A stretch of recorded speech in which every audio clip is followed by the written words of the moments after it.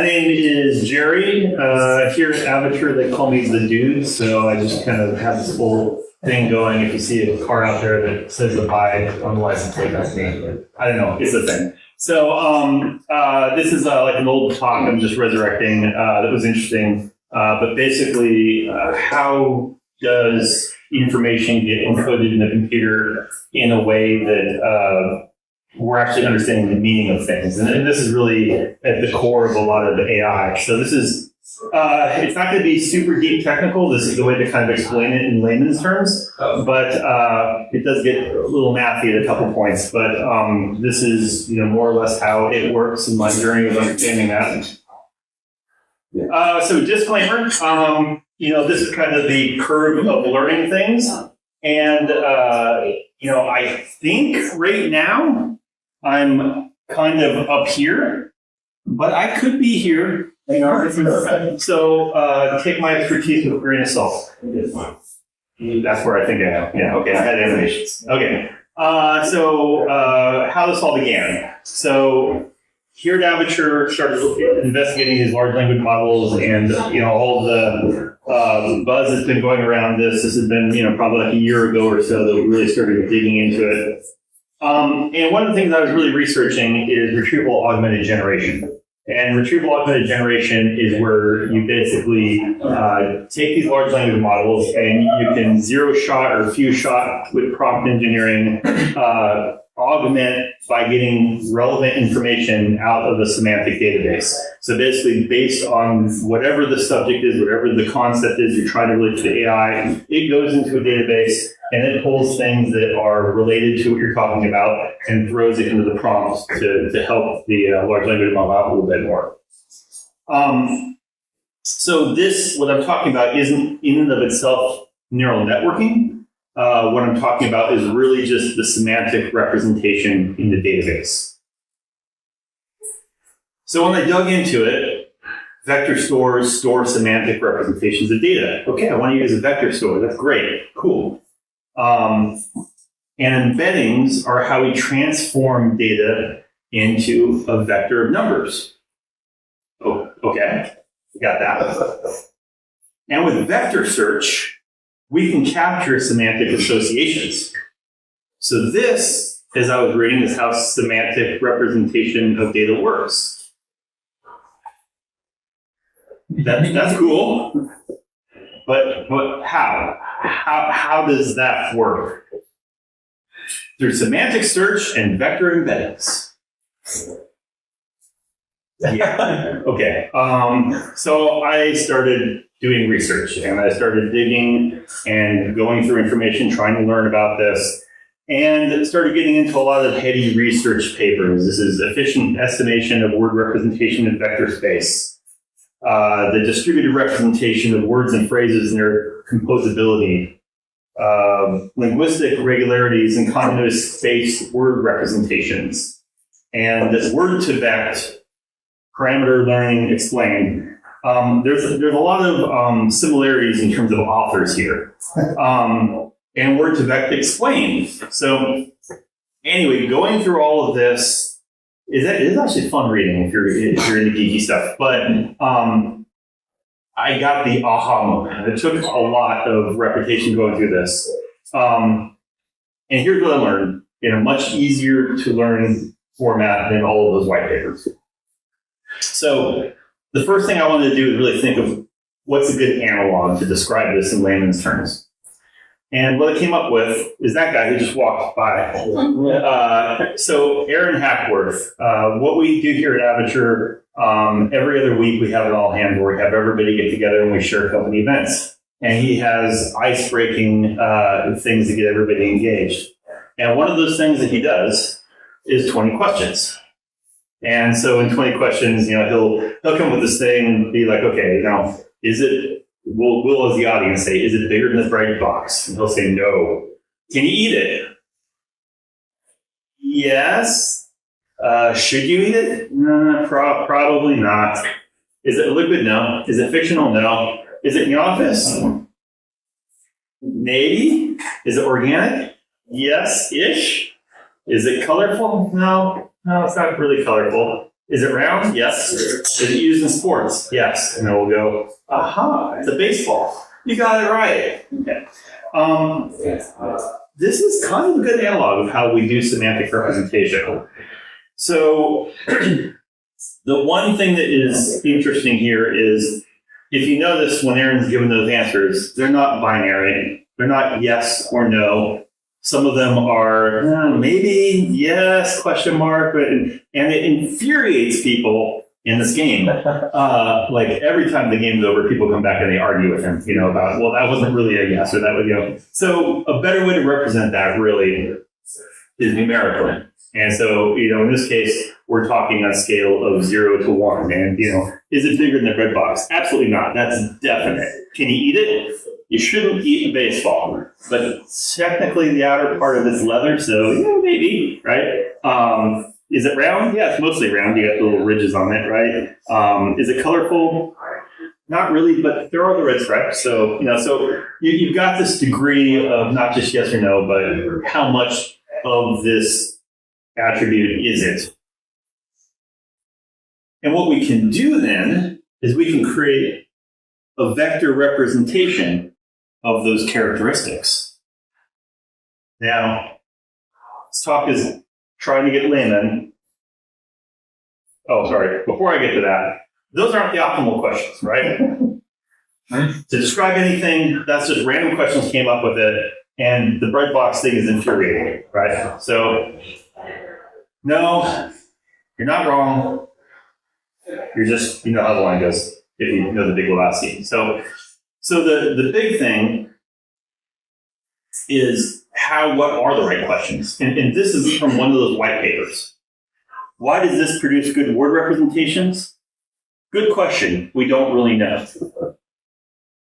These attributes are a little mysterious to us. So I'm not going to go into in depth about what those questions are. There are algorithms that come up with, what the questions are, if you will. And there aren't 20 questions. There's however many parameters you have. So sometimes there's, tens of thousands. The other thing I'm going to talk about is the fact that humans don't represent large dimensionality very well in our headspace. So 1 dimension we can understand, 2 dimensions we can understand, 3 dimensions we can understand, 4 dimensions, 5 dimensions, 6 dimensions. We start to get into, I don't know, if you're not using some kind of illicit illegal drug, you're probably not going to see it. But this is the best thing I could get for large dimensionality when I Googled it. So we're not going into this territory for now. I'm going to simplify everything into 2 dimensions because we can all understand 2 dimensions. So just realize that everything I'm talking about, we're not just talking about an X and a Y. We're talking about an X, Y, Z, H, Q, P, Z sub 1, blah, blah, blah, blah. But if I take a semantic idea, so I take this guy right here, king, emperor, sultan, all those things represent this concept. Very different words, same concept. If I were to, in that multidimensionality, shrunk down to 2, if I were to take those vector representations and plot them, what I find is that similar concepts are grouped together in dimensional space. So if I plot, for example, I forget what I used here in general, but male and, their power or whatever, I might come into these spaces.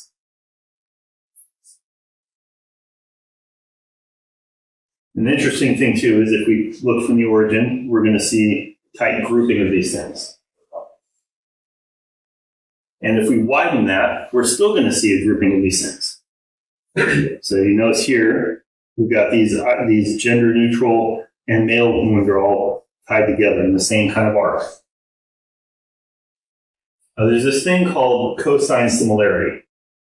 And what that's really saying is if we look at these things, how close are they in angle space? And we find out if there's a very similar cosine similarity, we're talking about fairly similar concepts. And if they're opposite, they're fairly opposite concepts in semantic space.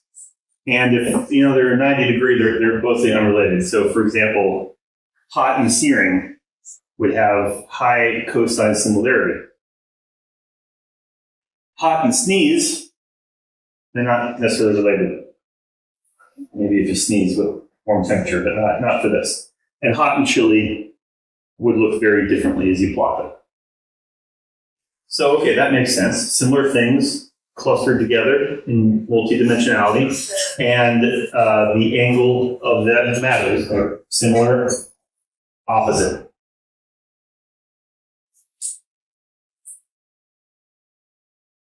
And it's so nice, I put it in there twice. So, I guess this is just to say what the cosine similarity values are, so you can see. But the interesting thing here is the relationships also have geometric properties. So specifically analog. So if you see, here's like a plot of man, king, woman, queen. And man is the king, that vector, as woman is the queen. So what do you notice about these two things? They're roughly parallel. And we find this is actually a reduction of dimensionality of real data that's been semantically represented. So this is looking at capital to country. And you notice again, roughly parallel. So this allows us to do analogs, to actually do comparison of concepts. This is again to show that we're not dealing in 2 dimensions. This is that dimensional reduction to 3 dimensions. But again, this is coming from real models. Man the woman, king the queen, right? Same concept. Walking the walk, swimming the swam, present tense to past tense. And again, countries and their cities and their capitals. So that's a pretty cool thing that comes out of just geometry here. The other interesting thing is that we can do arithmetic with these semantics. So what I can actually do is I can say king minus man. So what does that look like?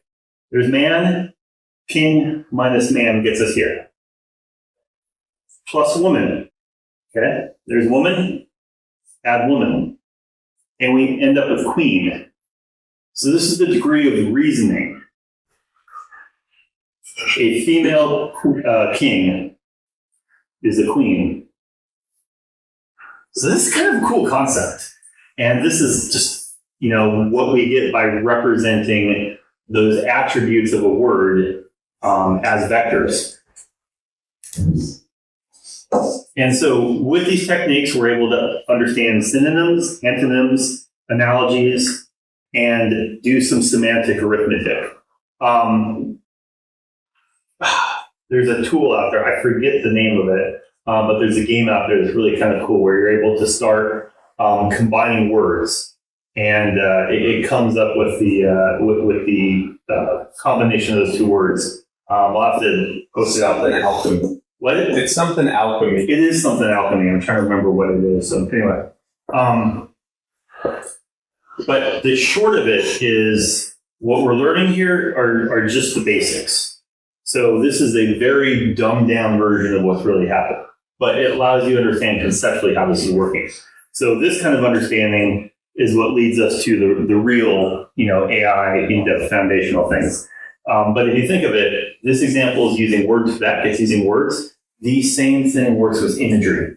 So if you can take that picture of that king or that sultan again and reduce it down to a description of its attributes, and there's different algorithms that allow you to do that. Then you're able to combine multiple modes of information. So you're basically able to go to semantic space and say, hey, I am looking for Queen Daenerys, and come out there and say, okay, here is an image of a queen. Here is a word for queen. Or here's 10 words for queens. Here's, because it's Daenerys, it's got high representation with dragon, and pull all this information. And that's really what a lot of the semantic stuff is. It's going into into an area of semantic space and saying, what's all around here? Or going to an area of semantic space and another area of semantic space and saying, there is a representation here that is going to be similar to any other representation in parallel with this. So it's when you break it down, a lot of it honestly is geometry. Now again, I'm talking semantic representation. I'm not talking neural networks. So, and that's basically it. This was originally a short talk, so we get done a little early. So, any general questions or thoughts? So you mentioned we understand. I see you kind of mapping a proof of understanding in the machine. Have you seen this or read any papers that talk about coming to new understandings? That's a good question. So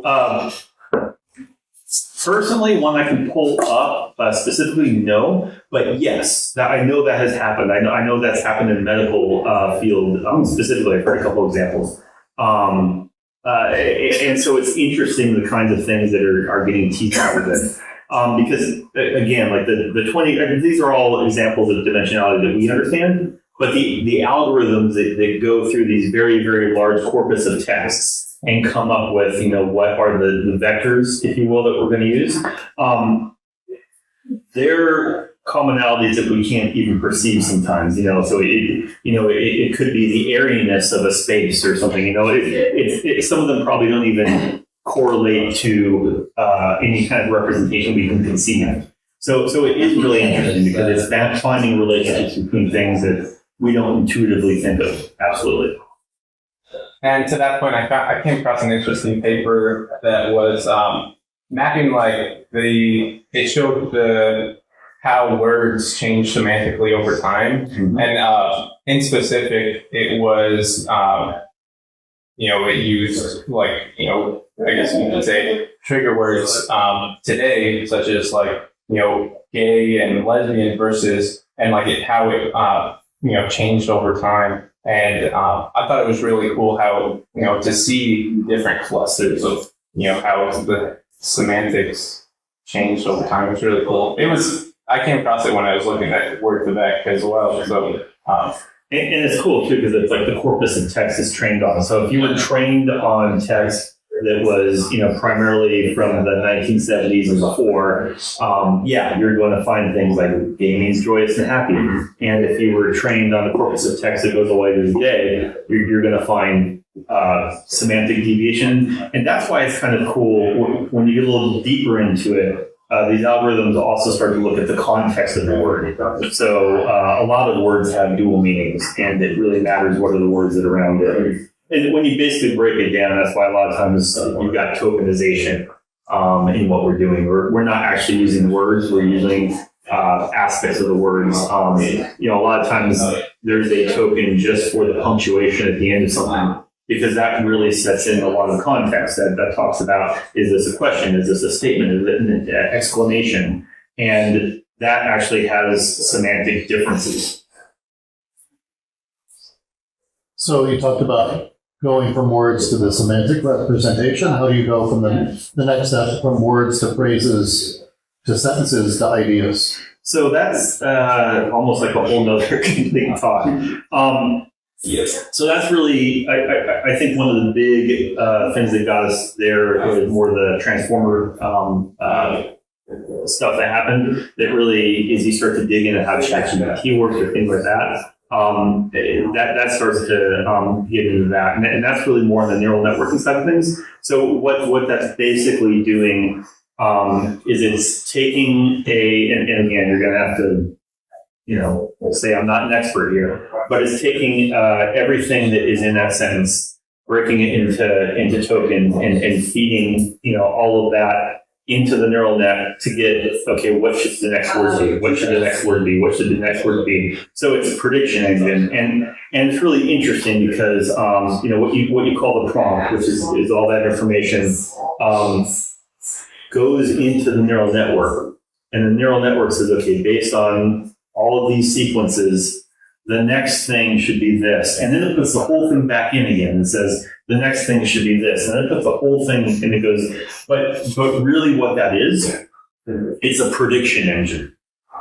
It's there are some concepts related to it, but it's not semantic encoding. So what I'm talking about is more when somebody asks a question, you're going to go to a semantic database and you're going to say, hey, I'm in this region. What else is in this region that's important?